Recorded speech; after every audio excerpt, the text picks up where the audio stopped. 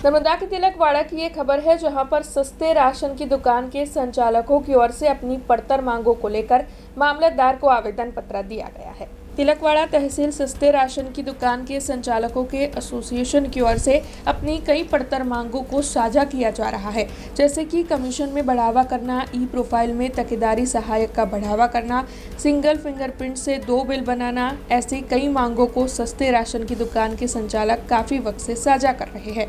हालांकि इन मुद्दों को कई बार उठाया गया है, लेकिन समस्या को सुलझाने को लेकर कोई फैसला सामने नहीं आया है, जिसके मद्देनजर आज अपनी पड़तर मांगों को लिए सस्ते राशन की दुकान के संचालक तिलकवाड़ा के मामलतदार को आवेदन पत्र देने के लिए पहुंचे थे। और अगर जल्द से जल्द उनकी मांगों का स्वीकार नहीं हुआ तो फिर आने वाले वक्त में रास्ते पर उतरकर आंदोलन करने की धमकी भी इन दुकान के संचालकों की ओर से दी गई है।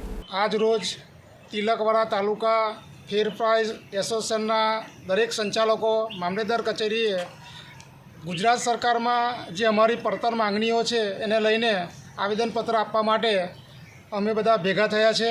આવેદનપત્રની અંદર અમારી એક જ માંગણી છે સરકારની અંદર કે દુકાનદારની અંદર એક અવેજી અને જે નેટની પ્રોબ્લેમ આવે છે તે અમારા જે મિનિમમ અને મેક્સિમમ જે કમિશન છે 20,000 જે સરકાર આપે એનાથી વધારીને 30,000 કરે। બીજી ઘણી બધી માંગણીઓ છે કે અમારી જે વારસાઈ અત્યારે રદ કરવામાં આવી છે એ વારસાઈનો પ્રશ્ન છે।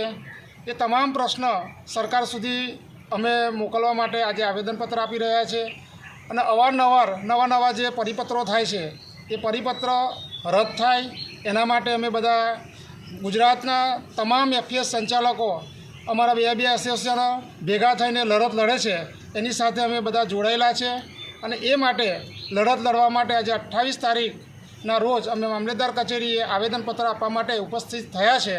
બસ એ જ અસ્તુ। જય ભારત, જય હિન્દ। हमसे जुड़े रहने के लिए हमारे YouTube चैनल को सब्सक्राइब करें और नई वीडियो की नोटिफिकेशन के लिए बेल आइकॉन को दबाएं।